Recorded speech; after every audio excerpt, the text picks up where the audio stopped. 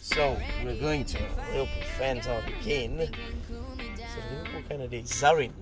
Zahrin. Yeah. Hi guys, my name is Zahrin. I'm really excited today to see David James and to have a chat about, have Liverpool really moved on from Steven Gerrard? And his thoughts about Philippe Coutinho's transfer saga this summer.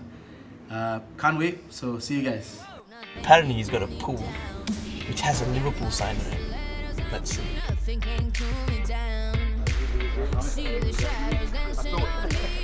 That's proper, huh?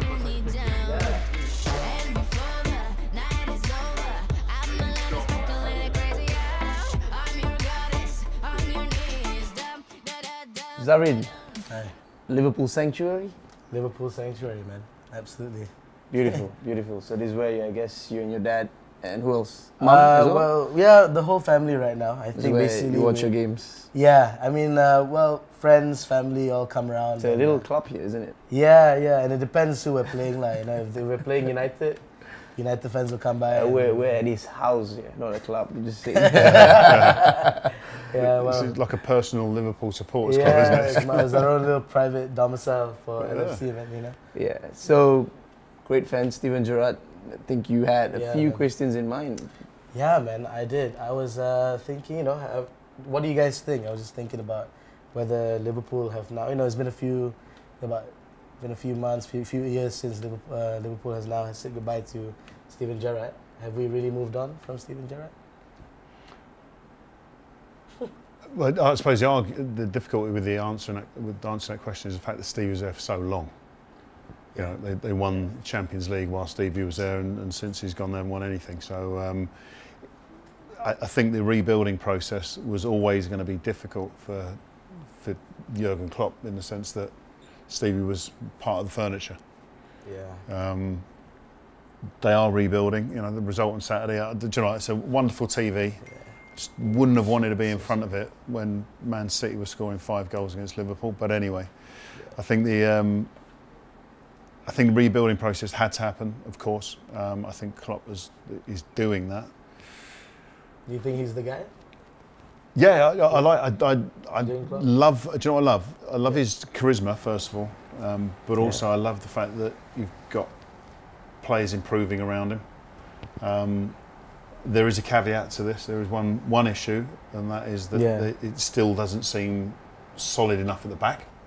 Yeah, absolutely. I don't want to add fuel to the fire in that sense, but it's obvious that there are problems there. Well, again, I mean, you asked about Klopp.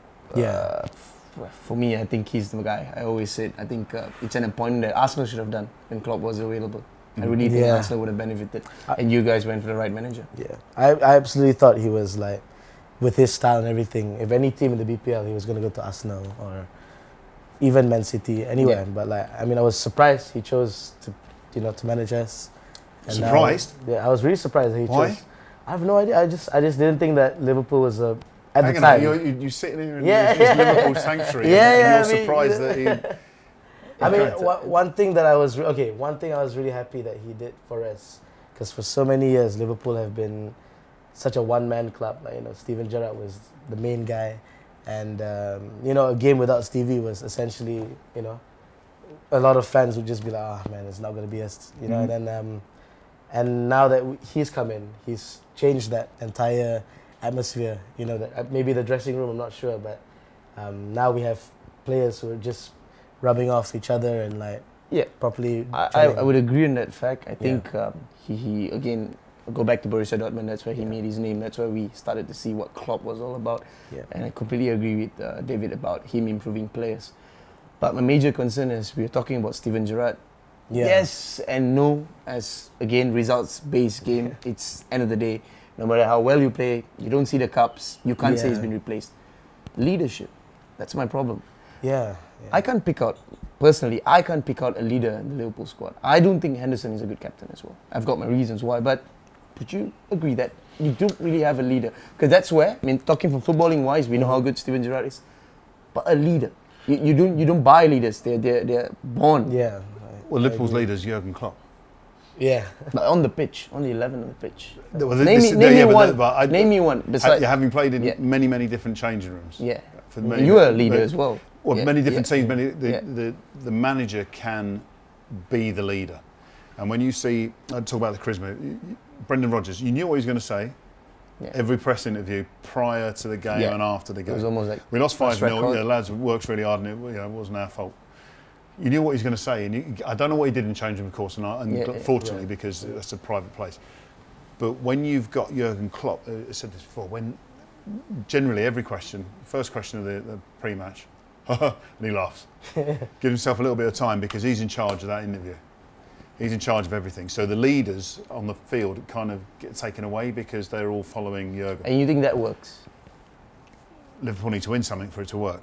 However, you played with some fantastic leaders. You think on the pitch, I'm talking about. Who was the leader at Manchester United? Well, at the moment. No. Who was? It was Ferguson. It was Ferguson. But you had Roy. What he did have. He also allowed his team to look after himself. And I think this is where Jurgen is developing Liverpool. He's having to allow. I mean, Firmino when he first came, so people sort of raise their eyebrows. Like, wait on, why have we got him? What a waste of money.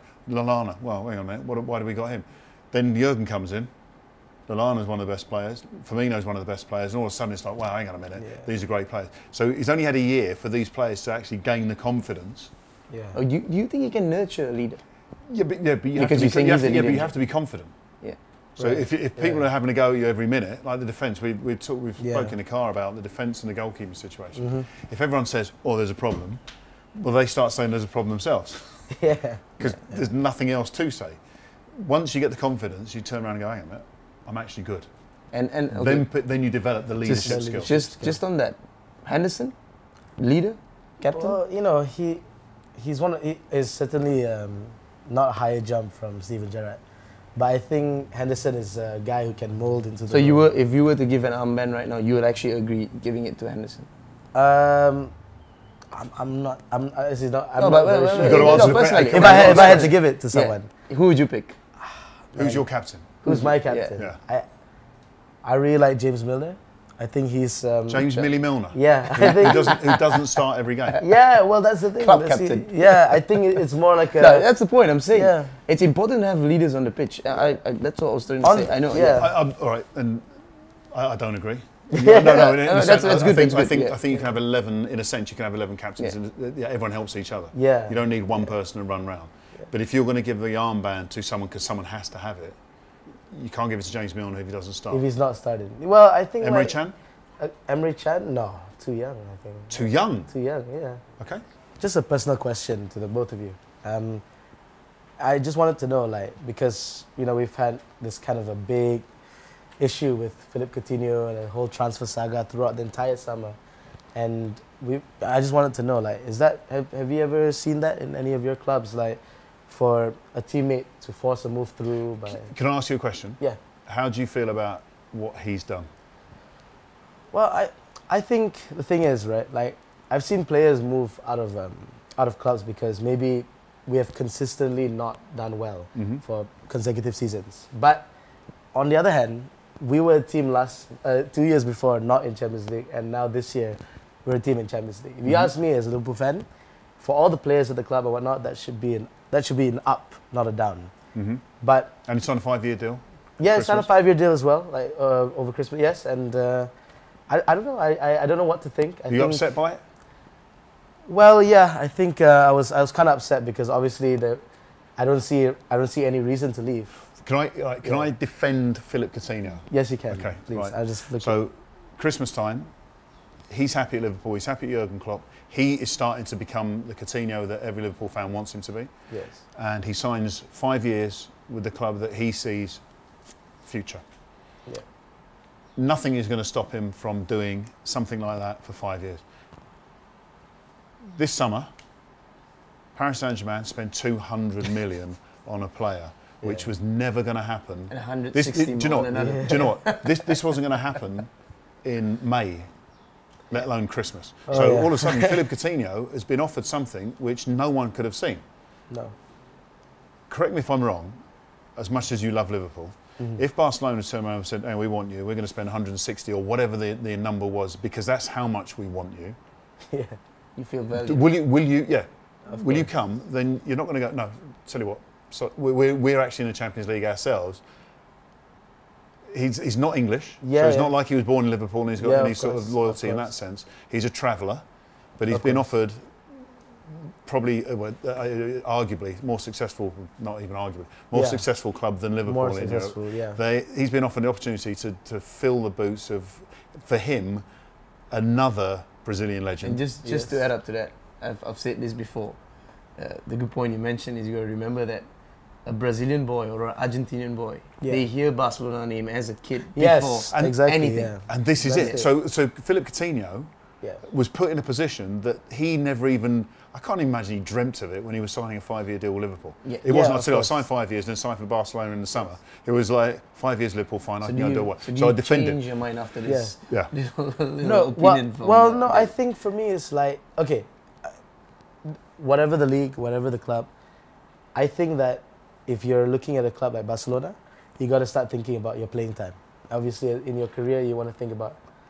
He's a young man, and if he's Liverpool's best player, you're telling me that he can't play for Barcelona? Is Liverpool that bad that your best player isn't good enough for Barcelona? Oh no, he's definitely good enough for Barcelona. Well, there you go then. So his playing time will be good. And he has certainly seen Neymar leave. Absolutely. And listen, I'm not saying that what he's done is right, and also at the same time, I have to admit, or I think you have to admit that Philippe Coutinho hasn't said a lot at all. No, of course he hasn't said a lot. Yes. Everyone else has spoken about him. Exactly. He hasn't said a lot. And if he sat there with his agent, he's like, listen, this is Barcelona. Like you say, I grew up listening to Barcelona. One of my fellow teammates in Brazil has just left for 200 million, and he's told me every time we meet up for Brazil how wonderful Barcelona is. Everything's good about this move. Of course. I'm not going to say anything. But if they want to offer more money, then I can't stop them. Is this different to Luis Suarez' situation? Or is it similar? When Ashley Rogers said, you're not going to move, you're going to play the reserves, you're going to play in the reserves, you're going to train with the reserves, eventually it paid out. Because that season you guys almost won the league, the closest you've been in the last 30 years. But do you think it's the same situation or it's a bit different? No, I think with Suarez, he came with baggage, which was kind of created himself, and there's this balance. Coutinho has never done anything bad. Yeah.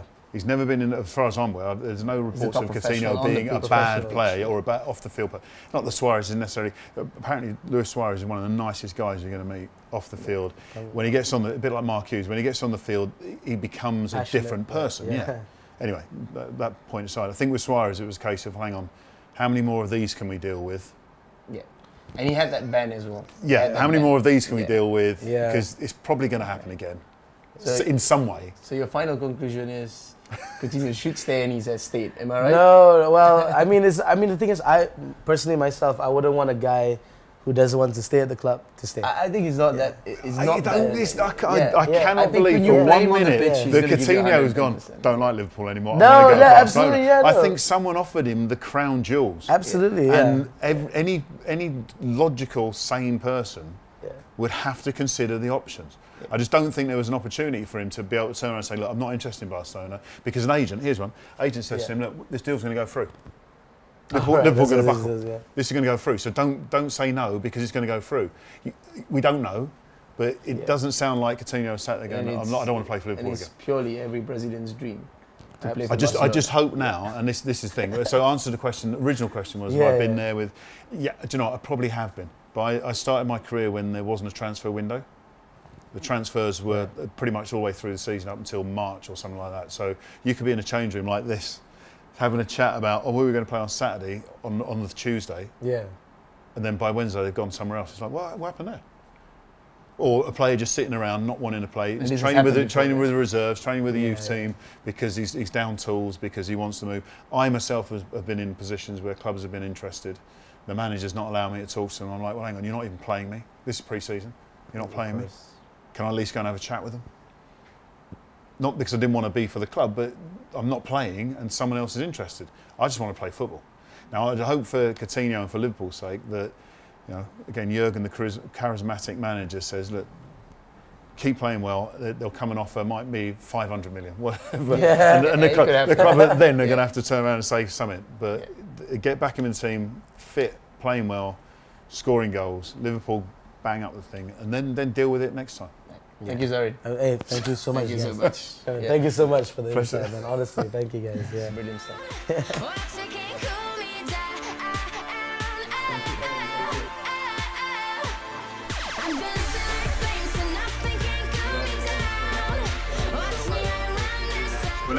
next time around, I'll have to bring some David James stuff. Some David James stuff.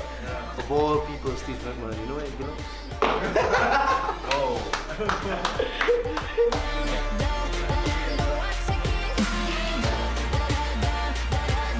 That was a shrine. Proper crib, isn't it? Yeah.